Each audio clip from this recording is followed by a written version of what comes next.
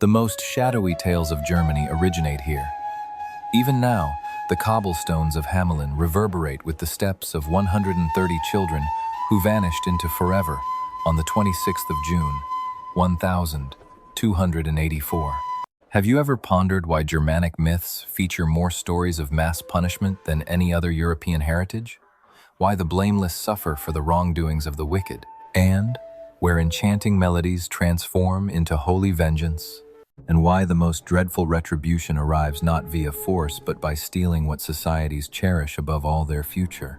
Welcome to the gory chronicles of Germanic retaliation folklore, where breached vows spawn everlasting maledictions, where the river Rhine flows crimson with the ambitions of the striving, and where wintry arbiters require payments that no human ought to render. Tonight we delve not into the prettified stories of children's literature, but into verified atrocities where communal sin emerges as otherworldly punishment. I am Obsidian Vault, your host through narratives where purity is traded for grown-up misdeeds, and where pacts etched in agony surpass earthly judgment. From the epidemic-infested lanes of medieval Hamelin to the vessel-shattering cliffs of the Lorelei, Germanic retaliation customs disclose a distinct societal view of retribution that draws no line between personal and shared culpability.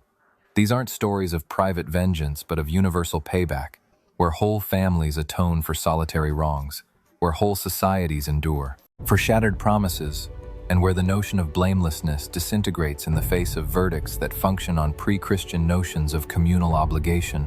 Visualize the medieval scribe in his abbey chamber, while pestilential rodents scuttle across German towns, recording testimonies that defy both Christian compassion and logical fairness. Envision the trading dynasties that amassed wealth via Rhine commerce, only to learn that certain duties demand payment in assets rarer than gold.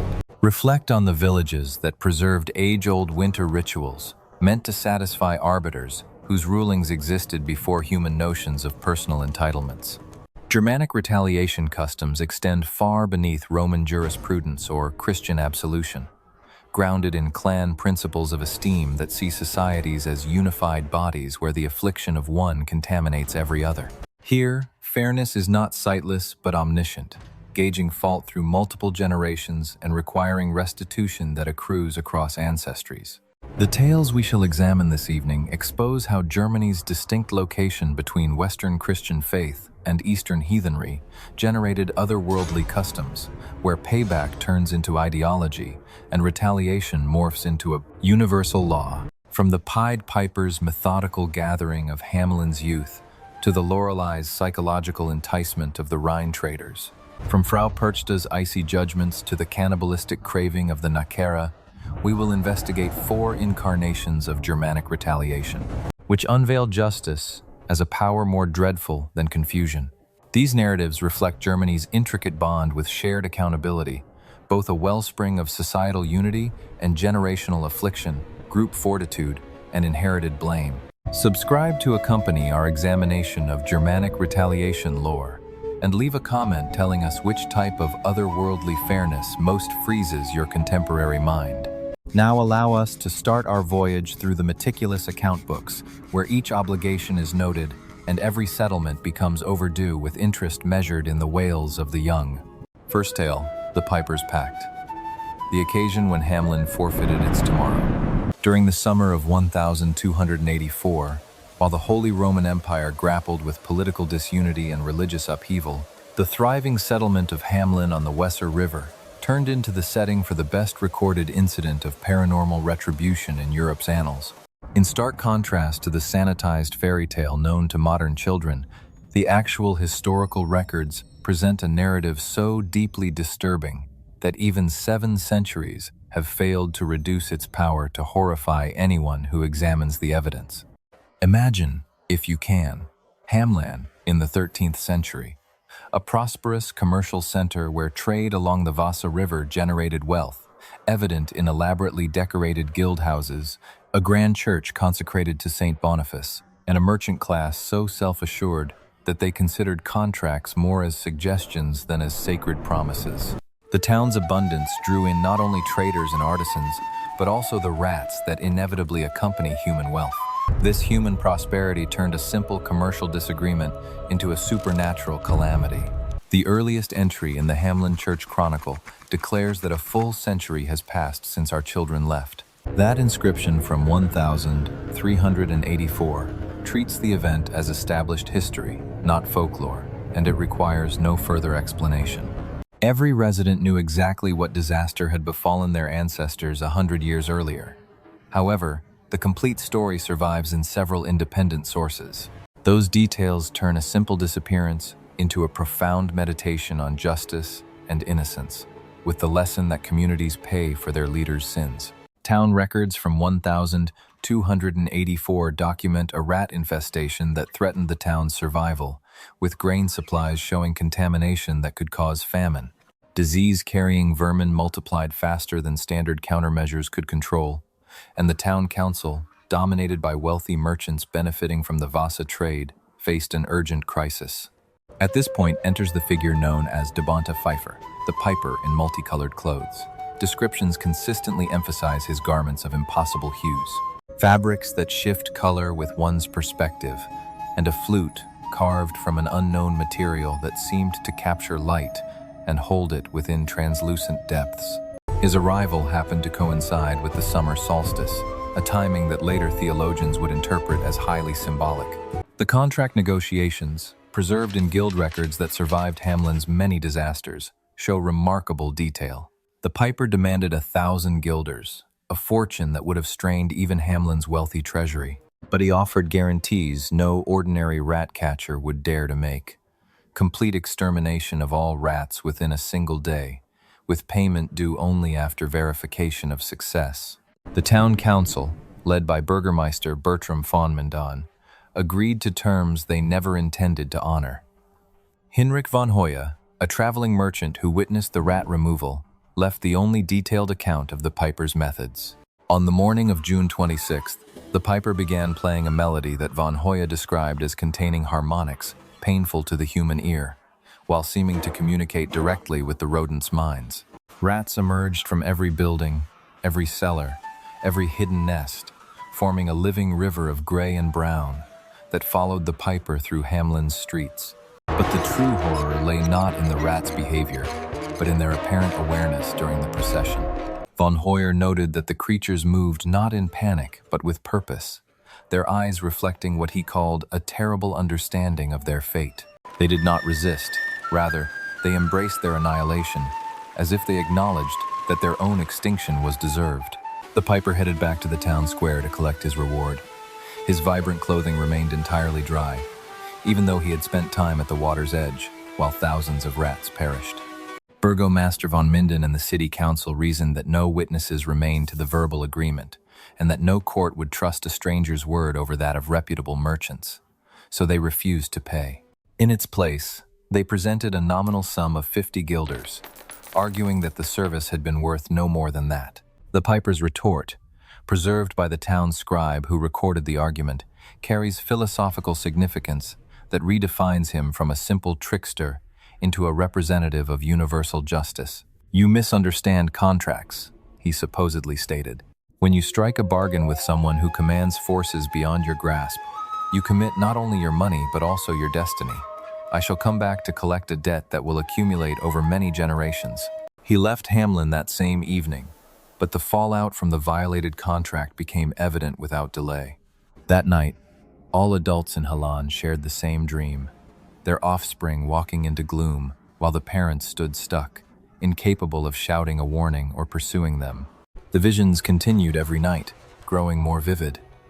They showed the children maturing in a dimension beyond mortal reach, while Hamelin itself decayed from the loss of its future.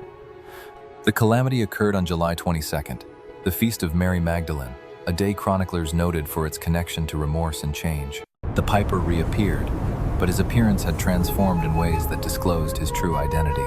Eyewitness reports depict garments that seemed spun from sound, a flute that looked carved from solidified melody, and eyes that did not reflect light but instead mirrored the emptiness of betrayed promises.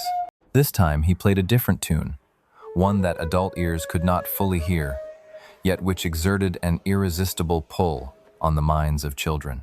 All 130 children of Hamelin, ranging from 4 to 14 years old, left their homes in a state witnesses described as a blissful trance. They formed a line that followed the piper through streets their bodies knew but their eyes no longer identified. 3 children stayed behind in Hamelin, one who was deaf and could not hear the music, one who was blind and could not see the procession, and one who was lame and could not maintain the pace.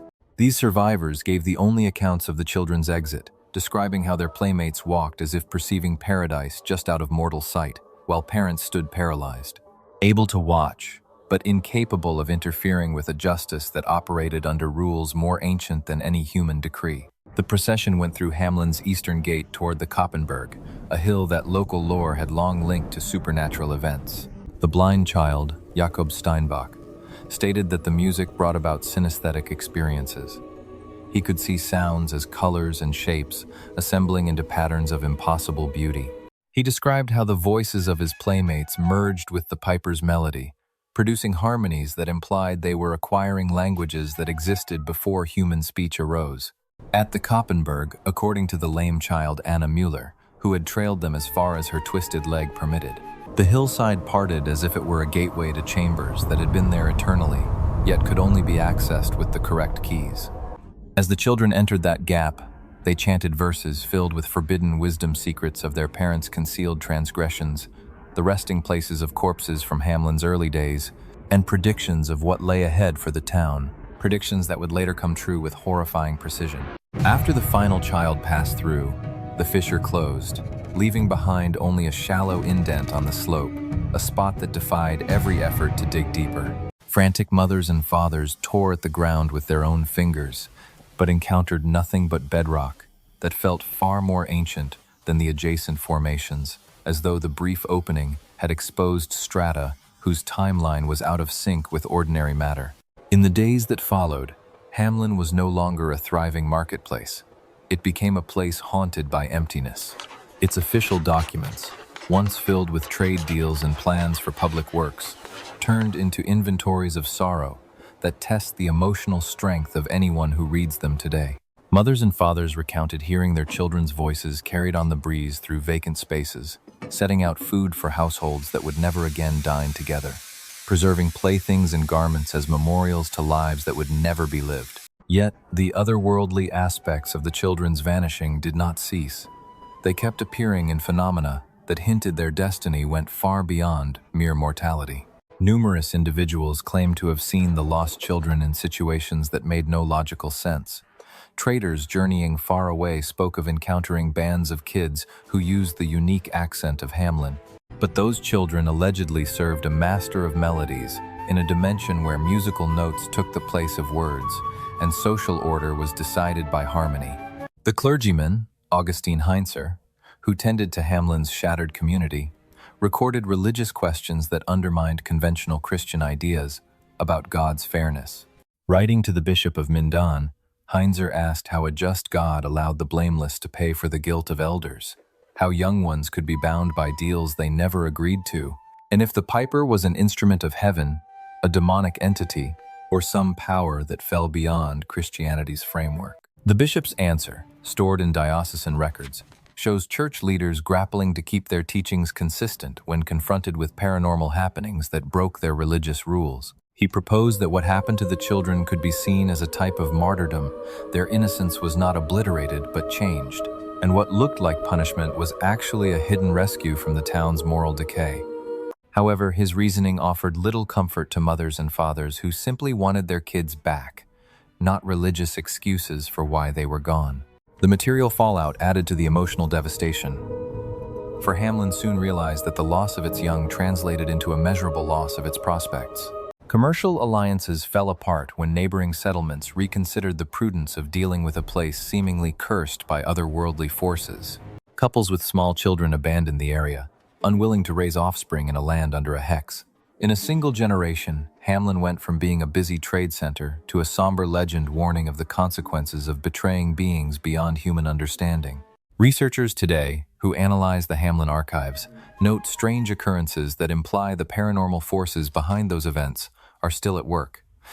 In her 1987 doctoral thesis on large-scale medieval vanishings, Dr. Sabin Kramer studied the town's historical documents and recorded unusual temperature shifts in the storage area, electromagnetic surges that peak every June 26th, and auditory incidents, in which high-sensitivity microphones pick up tunes that don't match any recognized musical styles. The Koppenberg itself continues to be a location where supernatural incidents are reported, incidents that defy any logical account.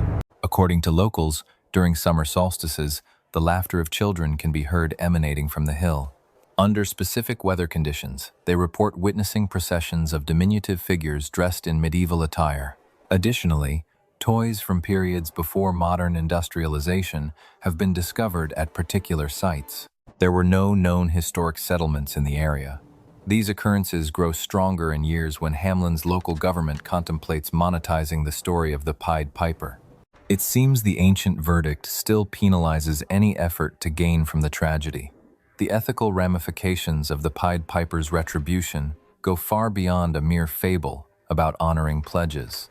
This incident illustrates the Germanic concept of justice as a power that makes no differentiation between the culpable and the blameless when a community gains from its ruler's wrongdoings. Each inhabitant who benefited from Hamelin's wealth was equally responsible for breaking the agreement, thereby rendering their offspring a lawful settlement for the communal obligation.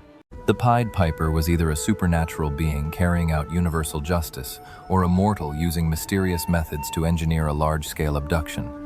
His deeds expose realities about how societies shape and ruin their futures by the decisions they make in the present.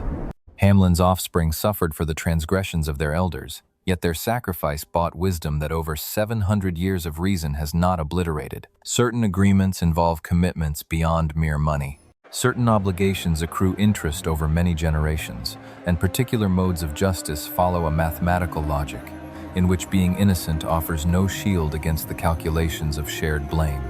Tale number 2. The Philosophical Allure of the Laurel. The enchantress who presented knowledge so valuable that death was a fair price, perched high above the Rhine's most constricted stretch, where the river's flow forms deadly whirlpools that have swallowed many ships. An endless number of boats. A being with golden hair rests on a slate-gray stone. She grooms her hair using tools that reflect sunlight in a manner indicating a type of metal not forged by human hands. Lorelei, a name resounding through Germanic awareness for ages, embodies much more than a mere sea nymph, enticing sailors to watery graves. She personifies the dreadful allure of understanding that annihilates its holders. Some knowledge eats away at human boundaries, and some beauty manifests as a reality too untainted for human minds to grasp.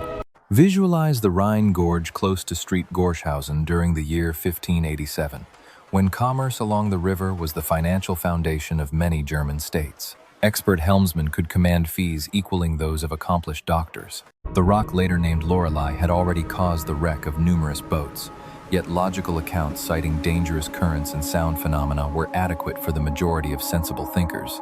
However, it was in the fall that she began vocalizing not only tunes, but entire systems of thought that turned tough traders into spiritual seekers.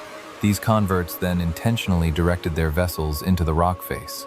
Captain Johann Württemberg, whose logbook from his river trips endured after his final journey, gives us the most thorough description of a meeting with a being that went beyond typical Siren legends. His records start with routine sailing observations, but gradually transform into philosophical reflections that academics later recognized as holding mathematical demonstrations. Profound metaphysical reasoning that a tradesman with little schooling shouldn't have understood. She chanted about the oneness that lies beneath the surface diversity. Württemberg penned a section that foreshadowed comparable revelations by famous philosophers.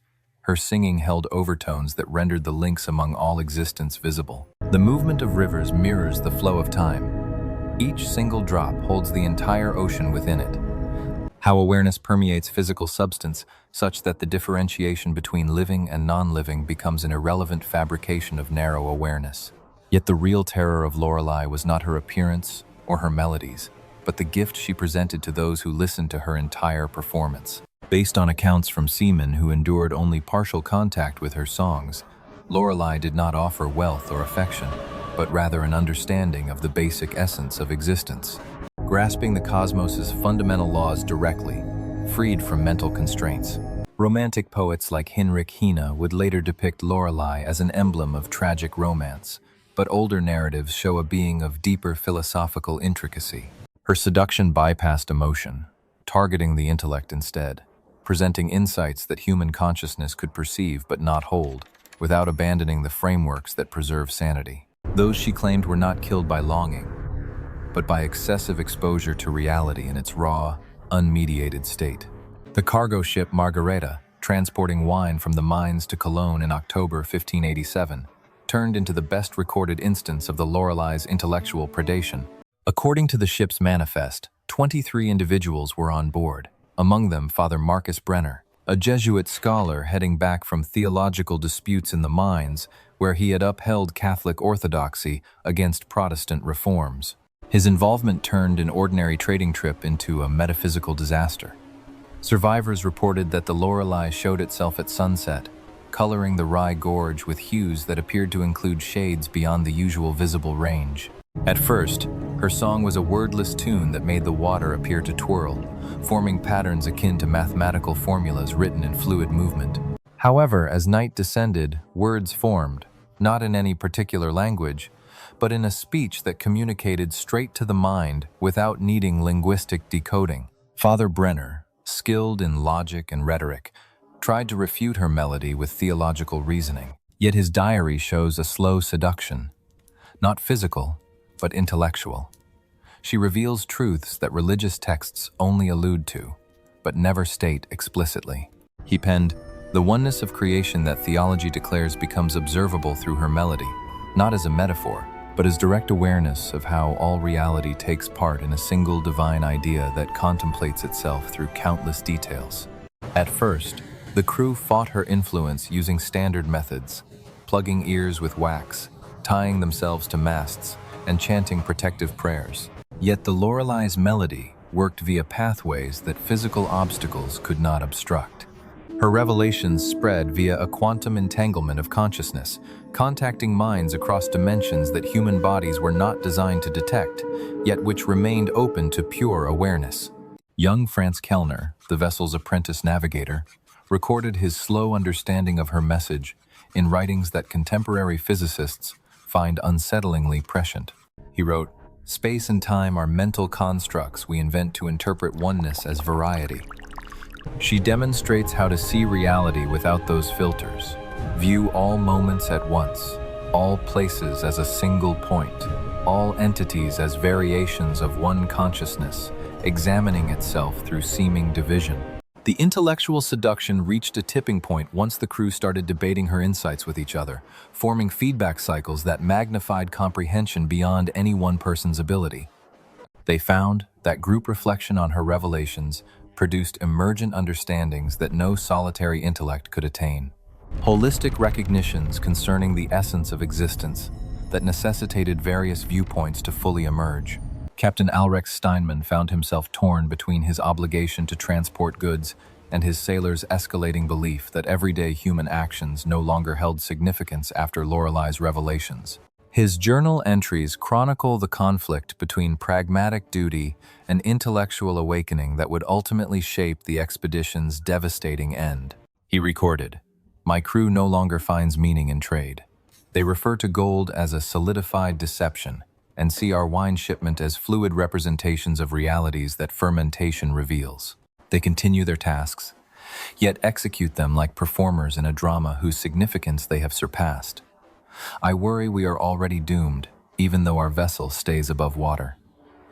The situation reached its climax when Father Brenner declared his plan to swim to Lorelei's islet, motivated not by physical lust but by a necessity to obtain her full doctrine without the weakening effect of distance. His religious education equipped him to withstand allurements, but not to refute verities that appeared to fulfill rather than oppose his beliefs. He described her as the embodiment of Sophia wisdom made flesh, meant to lead humankind out of complacent unawareness. The sailors' effort to hold Brenner back set off the ultimate disaster. During a conflict that observers characterized as ideological rather than corporeal, opposing groups clashed not using arms, but through conflicting views of existence. Those who embraced Lorelei's insights acted with a determination that went beyond any instinct for self-protection. Those who opposed discovered their own convictions fading away when near followers whose faith appeared to change the very fabric of the surrounding world. The Margarita struck the rocks under Lorelei's perch, not from a navigating error, but through the willful choice of sailors who had determined that bodily obliteration was a minor cost for spiritual emancipation. Survivor testimonies depict not terror but rapture as seawater surged through the shattered hull. Sailors were singing melodies in tune with Lorelei's song as they drowned, producing sounds that onlookers from the coastline simultaneously found exquisite and terrifying. 7 individuals were rescued thanks to fishing vessels that extracted them from the river's currents. Yet surviving turned out to be a double-edged sword, as they faced difficulty returning to normal life while harboring Lorelei's unveiled truths. The ship's carpenter, Hans Miller, devoted the rest of his life to crafting statues that mathematicians from the university identified as 3-dimensional representations of 4-dimensional entities. Wilhelm Braun, an ordinary seaman, started uttering contradictions that theology lecturers recorded as holding genuine wisdom, articulated via grammatical forms that ought to have been unattainable. Father Brenner's corpse drifted to land 3 days following the shipwreck. His countenance held an appearance that observers found hard to articulate, not tranquil nor distressed, but conveying an understanding that went beyond any emotional classification. His soaked diary featured concluding passages penned in a blend of Latin, Greek, Hebrew, and symbols unrecognizable to linguists, yet which appeared to express mathematical connections instead of textual meaning. The Catholic Church's investigation into Brenner's fate brought up doctrinal issues that presented serious challenges. The bedrock of Orthodox belief. If Lorelei offered genuine insight rather than satanic trickery, how ought Christianity respond to truths that transcended its theological limits? Could the quest for absolute comprehension warrant setting aside moral duties? Was it intellectual arrogance or true revelation that drove those who opted for drowning rather than ignorance? Bishop Wilhelm von Reichau's secret dispatch to the Vatican reveals the church leadership's profound anxiety over Lorelei's consequences.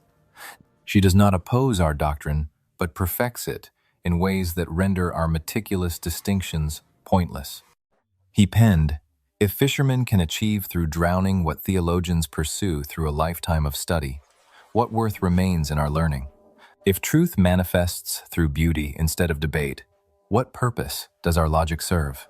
Local officials attempted pragmatic measures, posting warnings, stepping up river patrols, even considering blowing up Lorelei's rock. Yet each effort failed through means that suggested reality itself shielded her location. Warning signs became illegible by morning. Patrol boats suffered equipment failures as they neared her stretch of the river. Explosives shipped for demolition morphed into substances that chemical analysis could not identify. The phenomenon evolved as Enlightenment rationalism challenged supernatural interpretations. Instead of fading, Lorelei's influence adapted to new intellectual paradigms. Natural philosophers drawn to her rock reported sudden breakthroughs in understanding physical laws that would not be formally discovered for centuries. Mapmakers saw their charts spontaneously reveal geographic relationships, undetectable by conventional surveying. Even skeptics who denied her existence experienced expansions of understanding that exactly corresponded to how close they came to her traditional site. The idealist philosopher Dr. Friedrich Schelling integrated Lorelei into his system as an example of how absolute knowledge might emerge through aesthetic experience rather than logical deduction. His unpublished notes describe a midnight voyage to her rock, where he claimed to receive direct intellectual intuition of the absolute, revealing itself through nature. Critics dismissed such claims as romantic excess, but his subsequent works displayed conceptual leaps that conventional scholarship could not explain. Modern investigators report that Lorelei's influence persists despite the industrial transformation of Rhine commerce. Electronic navigation systems encounter anomalies near her rock, interference patterns that seem to operate through dimensions. Electromagnetic theory does not acknowledge. Hydrophones pick up frequencies that audio engineers describe as impossible harmonics, containing information structures resembling compressed mathematical proofs, not ordinary sound waves. The philosophical questions raised by Lorelei's existence remain unresolved. If complete understanding destroys those who attain it, what does that imply about the ultimate value of knowledge? Can truths exist that humans are not meant to learn, even if they are valid? Does wisdom become poison when taken in doses exceeding consciousness's metabolic capacity? These questions haunt not just Rhine sailors, but anyone who has glimpsed truths too vast for human frameworks to contain. According to local lore, Lorelei still sings for those who can perceive sounds beyond ordinary hearing. Her truths resonate within consciousness itself, generating an inner melody that culminates in revelations offering transcendence, but at the price of losing everything that gives transcendence its value. Regardless of whether she is an actual external being or a manifestation of humanity's yearning for unattainable wisdom, her message never changes. Certain kinds of knowledge demand costs no wisdom can excuse, yet perhaps the truly wise are those who pay them regardless. Story 3. Frau Perchta's Winter Tribunal, the Yuletide judge whose measures go far beyond actions. Across the alpine borderlands of Germany and Austria, the 12 nights from Christmas to Epiphany are ruled not by the infant Jesus or the Magi, but by a primordial judge whose judgments predate Christian notions of sin and salvation. Frau Perchta, also called Burka Berthera, or the belly slitter, arrives with winter storms to examine not merely outward conduct, but the very alignment of human souls, toward order or chaos, diligence or idleness, genuine tradition or perverted novelty. Imagine Burka Garden Village in December 1423.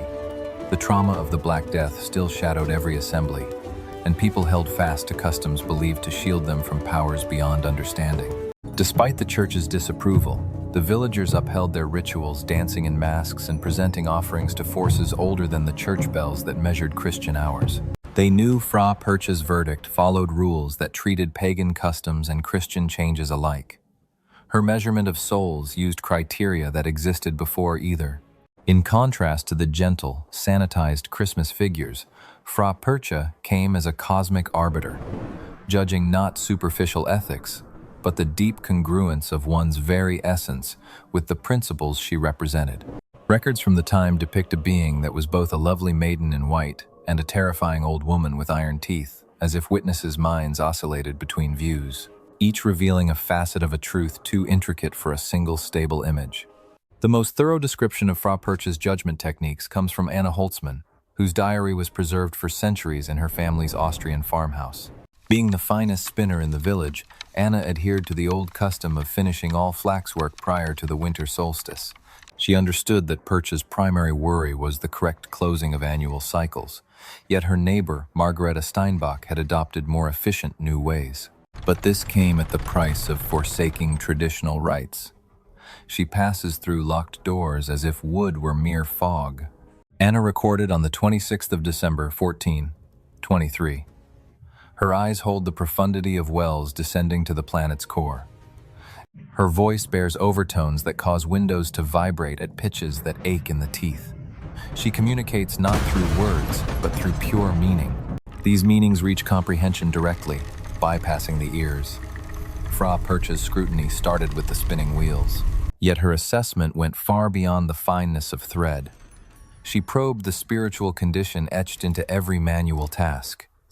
From the twist of fibers, she could decipher a woman's entire year. In the tension of woven cloth, she perceived her intentions. Through these patterns, she assessed the orientation of a soul. Those patterns arose from what appeared to be chaotic placements of tools and raw materials. Margaret Steinbach's sentencing exemplified Perchta's unyielding justice. This justice allowed no excuses or mitigating factors. Although she spun more thread than any other woman in the village, Margaret broke core rules. She labored on forbidden days. She employed shortcuts that stripped away ritual components. Most gravely, she instructed young girls that efficiency outweighed tradition. Her technical mastery was taken as proof of spiritual deficiency. Perchta's judgment arrived not in spoken terms, but through a metamorphosis that observers could barely articulate.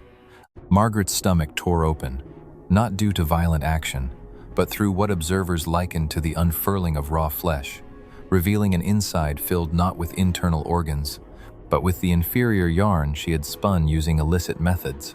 The thread seemed alive, moving on its own to form patterns that illustrated each breach of custom, every shortcut taken for increased output. Yet Perchta's justice blended teaching with penalty. She extracted the defective thread, substituting it with pebbles and straw, then stitched up Margaret's abdomen using green yarn that left behind scars arranged into runic symbols. The lesson was unmistakable. Those who packed their existence with hollow efficiency would be burdened with a heaviness equal to their spiritual void. Margaret endured, but spent the rest of her life with a stomach that echoed like a drum packed with stones as she moved, an everlasting reminder of decisions that prioritized volume over sanctity. Village children encountered distinct, yet equally rigorous expectations. Perchta judged not their output, but how well they preserved the vital bonds linking humanity and nature. She assessed their familiarity with ancestral chants, their involvement in seasonal ceremonies, and above all, their capacity to see beings that grown-up logic had trained itself to overlook. Children who had forfeited their gift for genuine awe endured penalties that forcibly reinstated awareness via suffering. 7-year-old Wilhelm Gartner had devoted his year to learning Latin script at the new church school, letting the woodland melodies his grandmother had taught him fade from memory. When Perchta asked him for the names of winter spirits, he recited Christian saints instead of the old protectors. The penalty mirrored the essence of his wrongdoing. She pressed her fingers against his eyes, fingers that onlookers said radiated a freezing flame, bestowing upon him perpetual sight of supernatural beings, yet erasing his ability to comprehend written language. "The lad now sees the truth," penned Anna Holtzman, though it came at the expense of skills that could have ensured his place within Christian civilization. He converses with ravens and senses storms before they arrive, yet he cannot decipher his own name or identify letters that once held the promise of social progress. For those who judge by human benchmarks, Perchta's mercy seems indistinguishable from cruelty, and her gift is always a burden. Adult males were judged by Perchta according to separate criteria, assessing whether they upheld protective customs and maintained proper ties to those forces that Christian conversion had failed to erase. Despite the priest's disapproval, Hans Zimmermann, the local blacksmith, kept up the old tradition of depositing iron tributes at crossroads. His loyalty merited Perchta's favor, which materialized as a gift that seemed like a curse, the capacity to forge iron capable of trapping spiritual beings, a skill that carried power and immense burden alike. Yet Martin Schwitzer, an ambitious trader who ridiculed ancient customs while adopting lucrative novelties, found that Perchta's justice worked with ironic exactness. His gold was cursed to expose its genuine essence. Each coin he handled briefly changed into whatever it symbolized on a spiritual level. Loaves bought with ill-gotten gains morphed into sawdust. Wine obtained through dishonest profits soured into vinegar. Although his riches stayed technically unchanged, they became impossible to use for any undertaking that could yield contentment. The village priest, Father Johannes, encountered a singular ordeal. Perchta's verdict recognized his spiritual power, yet cast doubt on its ultimate origin. She manifested not as a pagan goddess, but as a persona drawn from Christianity's hidden lore. Saint Lucia, Saint Barbara, even the Virgin Mary, yet always bearing traits that hinted at pre-Christian forces lurking under the surface.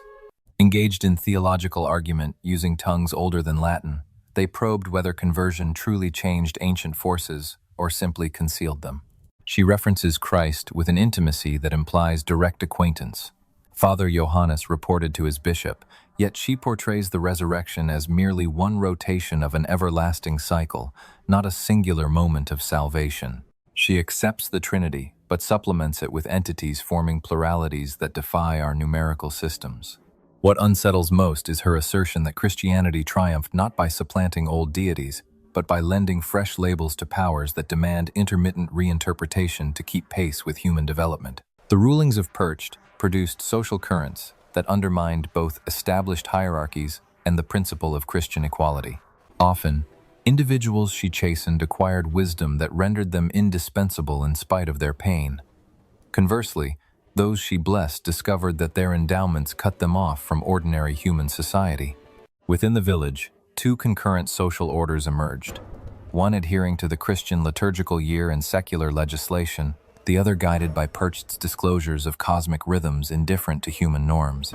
The economic consequences were especially intricate, as Percht's requirements for righteous craftsmanship clashed with rising market forces.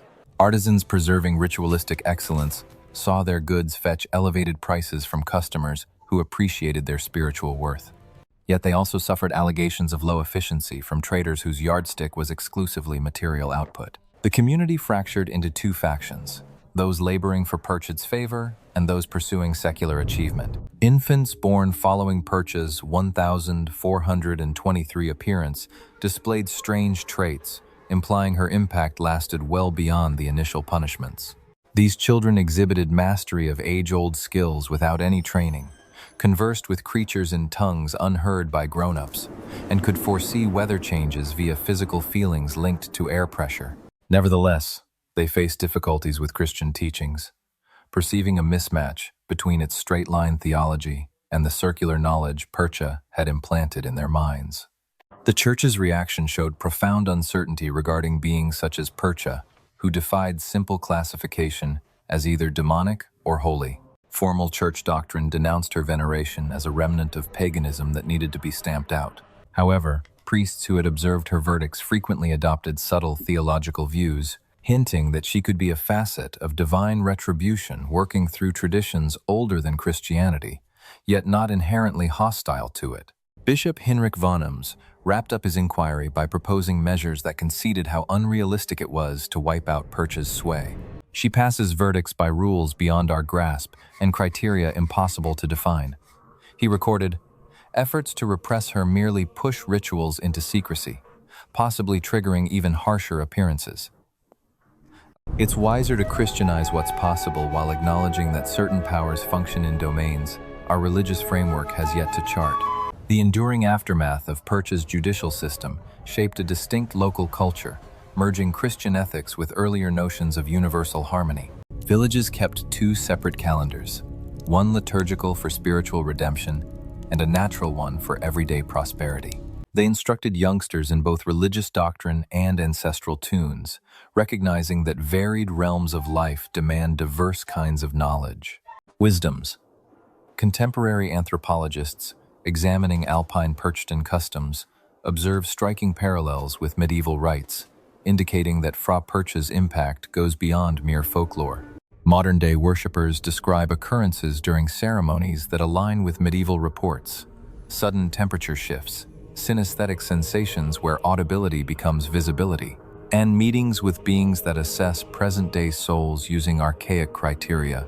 Anthropologist Elizabeth Gruber, while recording Perchtan rituals for her research, had a first-hand encounter that changed her role from onlooker to active participant. While witnessing the 1993 winter solstice in an Austrian hamlet, she claimed direct interaction with a being matching the classic depiction of Frau Perchta, who appraised her research using measures completely unrelated to academic publishing standards.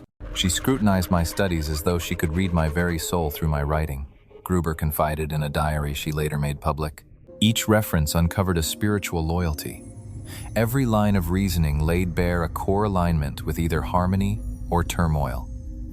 Her assessment of my efforts wasn't based on scholarly norms, but on whether they preserved living links between ancient insight and modern requirements. Her endorsement felt like a burden. I'm now able to see realities that my field has no words to describe. Modern assumptions about progress and enlightenment are questioned by the philosophical implications of Frau Perchta's ongoing apparitions. According to her judgment, technological progress and social development do not eradicate ancient norms. They merely hide them beneath contemporary preoccupations. Each December, in villages that uphold ancient traditions, she reveals that cosmic justice follows principles beyond the codification of human laws and the complete grasp of human morality. Whether Frau Perchta is a survival of a pre-Christian deity, a psychological projection of cultural anxieties about judgment, or a force transcending the categories of real and symbolic, her influence shapes communities that must reconcile ancient wisdom with modern pressures. Her winter assembly still convenes in the spaces between tradition and innovation, evaluating souls by standards that accept no modern excuses, yet bestowing rewards beyond any contemporary achievement. The fourth tale, The Nachzehrer of Nuremberg, the self-consuming dead who crave erasure. In the plague-ridden year of 1562, as death carts rolled over Nuremberg's cobbled streets and church bells tolled without pause, the city faced a horror surpassing even the grim calculus of the bubonic plague. The dead had begun to devour themselves within their graves, and with each bite of their own flesh, another living relative sickened and died. The Narcs era, literally meaning the devourer, represented the most philosophically unsettling variant of the Germanic vampire tradition. Not undead that fed on others, but corpses that consumed their own existence in a spiral of self-erasure, pulling connected souls into oblivion. Picture St. Johannes Cemetery in Nuremberg, September 1562, where gravediggers reported noises that chilled spirits already numbed by mass death. From beneath freshly turned soil came sounds of chewing, gnawing, and swallowing, persisting day and night with mechanical regularity. When desperate families ordered exhumations, they found bodies with shrouds partly eaten, missing fingers gnawed off by their own teeth, and faces twisted into expressions that conveyed both hunger and horror at their own actions. Dr. Hieronymus Baumgartner, Nuremberg's chief physician and a correspondent of pioneering anatomist Andreas Vesalius, documented the Nachzehrer phenomenon with such scientific precision that it unsettles modern readers who cling to rationalist assumptions. His treatise, Damastischen Muarum on the Chewing of the Dead, presents evidence that challenges the boundaries between the physical and the metaphysical, and between individual consciousness and collective spiritual infection. The body of Margaret Tuca, a respected matron dead for 3 days from the plague, was discovered with her burial shroud fully consumed. Baumgartner noted that her jaw showed movement impossible for true death, continuing to chew even as they observed. Most disturbingly, her teeth had grown since burial, becoming pointed instruments suited for self-consumption. As she chewed, her living daughter Agnes collapsed with symptoms matching her mother's final illness. The Nachzehrer differed from conventional vampire folklore in ways that exposed uniquely Germanic anxieties about identity, connection, and the very nature of death. These entities showed no interest in the blood of the living, sought no expansion of an undead empire, and displayed no conscious malevolence. Instead, they engaged in automatic self-destruction, seemingly driven by a hunger beyond physical appetite, a metaphysical craving for annihilation that paradoxically strengthened their hold on existence. But practical concerns overwhelmed theological debates as the Nachzehrer plague spread through family networks with mathematical precision. The famous artist's younger grandnephew, Ulrich Dürer, transformed into a Nachzehrer after dying from the plague, and soon his entire extended family experienced symptoms that exactly matched the chewing sounds coming from his grave. With every bite, the corpse seemed to pass a piece of its death to the living relatives, as if the dead could achieve complete extinction only by spreading their mortality among the survivors. Desperate to halt both the disease and the supernatural outbreak, the city council approved extreme measures that were later recorded in the municipal archives. Specialists known as Nachzehrer hunters were brought in from Silesia, where the phenomenon had a longer history. These experts used techniques that seemed to mix ancient superstition with a deep understanding of how consciousness relates to physical matter. The hunter, Caspar Friedrich, introduced methods that were effective, yet philosophically disturbing, insisting that the Nachzehrer condition was not external possession, but internal collapse. Souls that lost coherence at death and fractured into contradictory urges that turned against their own existence. This self-consumption was not an attack, but an attempt to escape a state where consciousness was trapped in decaying flesh, with no hope of resolution or release. The Nachzehrer hungers not for flesh, but for an end. Friedrich explained to the city authorities that having failed to die properly, it seeks annihilation through self-erasure. However, the bonds that connect family souls prevent solitary destruction. It must consume its connections to others, dragging them into its own dissolution. The living grow sick because their life force fills the voids created by the dead's self-devouring, and prevention methods revealed a view of consciousness as a network rather than an individual phenomenon.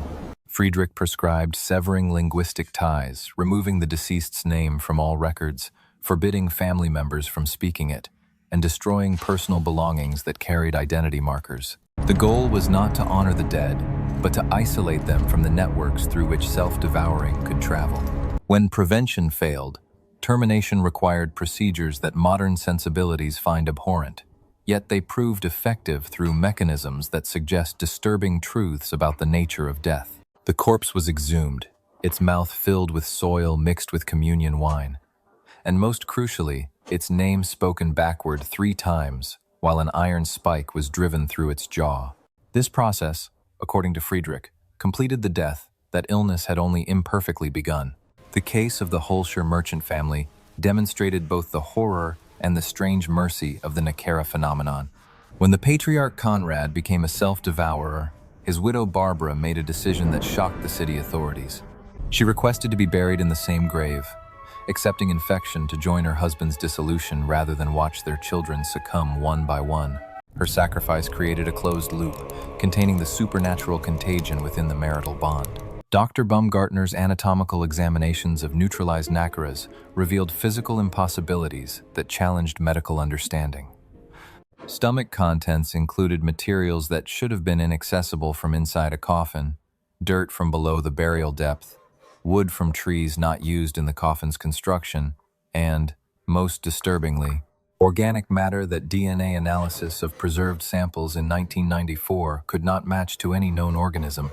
During the winter of 1562-63, the outbreak reached its zenith as frozen ground halted interments, forcing families to keep bodies in cellars until the spring thaw.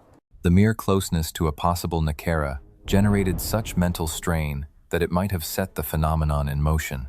In multiple recorded instances, the dead only started devouring themselves after their relatives voiced dread that it could happen. This indicated that the awareness of the living and the deceased stayed interwoven, enabling anticipation to shape what occurred after death. Municipal archives reveal that the financial toll from the Nach-era epidemic surpassed even the chaos caused by the plague. Commercial alliances crumbled as merchant households displayed symptoms of contamination, and real estate prices plummeted in districts bordering tainted graveyards. Above all, the societal ties underpinning business confidence disintegrated when families withdrew into seclusion to block otherworldly contamination from transmitting via emotional bonds. The Protestant Church shifted its stance from outright denial to cautious acceptance, ultimately embracing the reality. Their early insistence that Reformed doctrine had abolished such superstitions softened into a pragmatic acknowledgement that worshippers underwent genuine occurrences, irrespective of theological stances. Pastor Vitae Dietrich crafted new liturgical forms that recognized the danger of the Nach era while upholding Protestant tenets. Prayers for utter cessation supplanted traditional requiem masses, thereby construct a religious rationale for guaranteeing an appropriate end to being. The slow disappearance of this phenomenon aligned more with alterations in interment customs than with shifts in religious thought. The adoption of deeper burial pits, metallic coffin interiors, and crucially, chemical embalming methods halted decomposition after death. Activity appeared to suppress Nachzehrer manifestation, implying that self-consumption demanded particular physical circumstances, nearness to the surface, natural coffin components, and a state of preservation that kept muscles pliable. Contemporary forensic experts examining past Nachzehrer records suggest logical causes such as gases from decay, fluctuating rigor mortis, and motion after death. However, these hypotheses cannot account for the recorded links between corpse actions and disease patterns in surviving kin, the simultaneous onset of self-devouring in separate burial sites, and physical transformations beyond typical decay limits. In her 2003 research, Dr. Marlene Hoffman inspected preserved Nachta samples with modern medical tools and recorded abnormalities that defy standard understanding. Tooth alterations displayed abrasion patterns typical of deliberate mastication, yet impossible for lifeless matter. Gastric matter contained structured forms, indicating ongoing digestion even after the heart had stopped. Most unsettling, brain tissue exhibited arrangement patterns normally linked with sentient awareness, instead of post-mortem dissolution. The Nachzehrer phenomenon's philosophical consequences undermine Western notions of death as a simple dichotomy, living versus dead, aware versus extinguished. Such beings inhabited a threshold realm where being endured absent of life.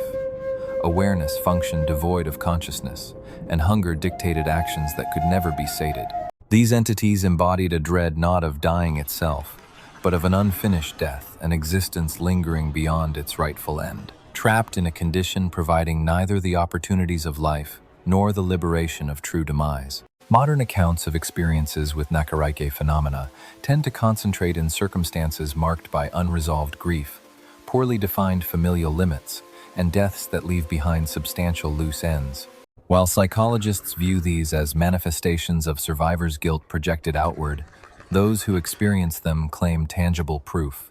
Bite marks discovered on exhumed corpses, chewing noises emanating from sealed tombs, and illness trends that align with accounts of paranormal events.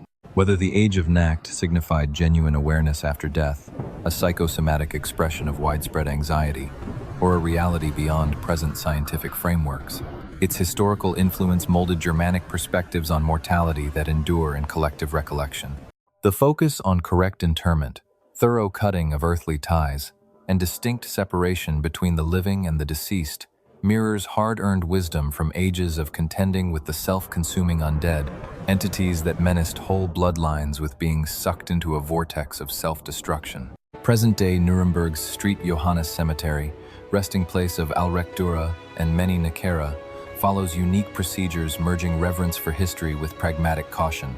Tombs dating from the 1562 epidemic are still reinforced with extra concrete seals.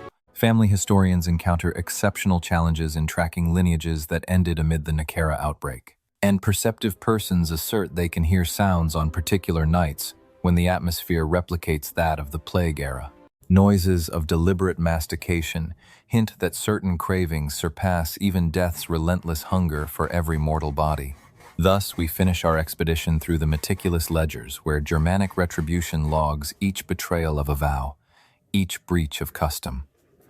All endeavors to evade communal accountability by claiming personal blamelessness are noted. We have observed retribution in Hamelin's deserted playrooms, and the Rhine's profound thought in Percht's icy tribunal and Nuremberg's tombs that consume themselves. This power exceeds chaos in its dreadfulness, exact, unhurried, and completely unmoved by human notions of fairness. What sets Germanic revenge mythology apart from other European lore? These stories are not about private grudges or solitary penalties. They represent a universal justice that fails to differentiate between the culpable and those innocent who reap benefits from wrongdoing. The Pied Piper does not aim at the particular counselors who betrayed trust. Instead, he takes the whole town's prospects. Lorelei bestows knowledge that annihilates those who pursue it, no matter their ethical status. Frau Perchta passes judgment based on codes older than human ethics. The Nachzehrer consumes entire family lines, making no distinction between holy and sinful. The operation of Germanic occult retribution displays a cultural view of life as essentially communal, not solitary.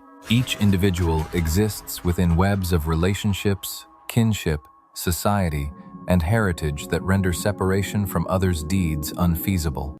When traders gain from breached agreements, their offspring take on spiritual obligations. When mariners pursue forbidden insights, their kin bear the burden of heightened awareness. When artisans forsake ancestral methods, their towns endure universal discord. When people pass away incorrectly, their family members suffer the infectious nature of death. These tales reveal deep verities regarding justice that the complacent modern focus on self prefers to reject. Being blameless offers no shield against shared culpability, and offspring invariably suffer for decisions made by parents. Knowledge may be more harmful than unawareness, and dying does not free one from the outcomes of a poorly conducted existence. Germanic tradition maintains the insight that deeds send waves through relational webs, rendering the notion of entirely individual accountability a philosophical falsehood. These entities personify the acknowledgement that certain types of justice function beyond man-made laws, using arithmetic where pain accumulates across generations until due compensation reinstates harmony. The Piper's abduction of youngsters mirrors Hamelin's refusal to pay him, but with additional interest measured in the anguish of parents. Lorelei's drowning of those who seek her balances their effort to comprehend realities exceeding human limits, yet exacts from them all they have in exchange for fleeting understanding. Perchta's evisceration of the spiritually vacant imbues their emptiness with substance, echoing the rites they abandoned. The Nachzehrer self-devouring disseminates mortality across linkages meant to sustain existence, originating in the Hanseatic League's merchant hubs, reaching alpine hamlets that preserved pre-Christian customs despite ecclesiastical layers, spanning from university towns where academics chased forbidden wisdom to plague-ravaged cities where death turned contagious. Germanic mythology charts zones where supernatural judgment upholds ordinances beyond human legal reach. These entities neither resist Christian dogma nor worldly moral frameworks, yet they adhere to primeval codes that disregard any statute of limitations and spurn all pleas for compassion. Germany's industrial transformation did not eradicate these patterns, it just shifted their outward forms. Contemporary economic structures weave webs of complicity that propagate blame across supply chains and investment assets. Modern communication channels enable perilous information to travel at rates that would terrify those acquainted with the Lorealized. The present forsaking of inherited customs creates spiritual emptiness that current perches fill with existential heft. Today's unfinished processing of grief. Forge psychological tales. If you found validation in these Germanic revenge legends, subscribe to Obsidian Vault's investigations into supernatural punishment spanning continents. Voice your reflections. Which variety of cosmic justice most unsettles your contemporary mindset that presumes individual agency? Advise us if you hold that collective wrongdoing passes through bloodlines, or if every generation deserves a blank ethical slate. Until we reconvene in those meticulous columns where every obligation is logged and each repayment falls due with compounded interest, recall that Germanic Retribution maintains registers that span ages and allow no bankruptcy relief. Every faltered pledge reverberates across ancestry. Each extorted compensation insists on replacement with goods thieves cherish above all. Every discarded tradition leaves a vacuum that something is destined to occupy. Every anomalous death risks radiating through webs of affection that transform into pathways for blight. The piper still treads Germany's highways, presenting bargains that villages cannot afford to reject or betray. The Lorelei still croons for those who prize knowledge over life. Frau continues to adjudicate by rules that never accommodate shifting epochs. The Nar still languish in tombs where unnatural death prevents a proper ending. And Germanic justice still functions through arithmetic where personal innocence offers no shield from the sums of shared guilt. Gut lied suhura. But understand, within the exact ledgers where Germanic Retribution tallies its records, your liabilities encompass not merely your own acts, but your involvement in structures that spawn victims, your gains from pledges others broke, and your inheritance of privileges bought with currencies you never counted.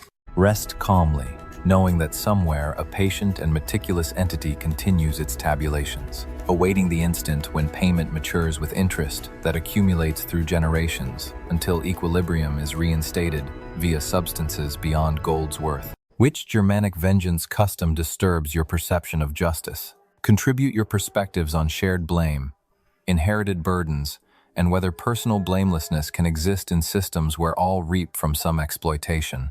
Inform us. Which form of otherworldly retaliation appears most finely tuned to align crime with philosophically fitting retribution?